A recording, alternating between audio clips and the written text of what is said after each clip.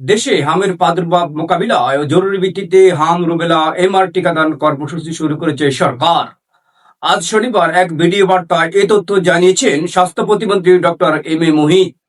স্বাস্থ্য প্রতিমন্ত্রী জানান, আগামীকাল রোববার সকাল 9টা থেকে দেশের 18 জেলার 30টি উপজেলায় এই বিশেষ টিকাদান কর্মসূচি একযোগে শুরু হবে। তিনি সংশ্লিষ্ট এলাকার জনগণকে কর্মসূচিতে অংশগ্রহণ ও সহযোগিতা করার আহ্বান জানান। তিনি বলেন, এই কার্যক্রমের আওতায় 6 মাস থেকে 5 বছরের কম বয়সী সব শিশুকে হাম রুবেলা টিকা দেওয়া হবে। তবে যারা এরই মধ্যে হাম বা জ্বরে আক্রান্ত হয়েছেন তাদের আপাতত এই টিকা দেওয়া হবে না। ডক্টর মুহিত আরো জানান, রোববার সকাল 9টায় আনুষ্ঠানিকভাবে কর্মসূচির উদ্বোধন করা হবে।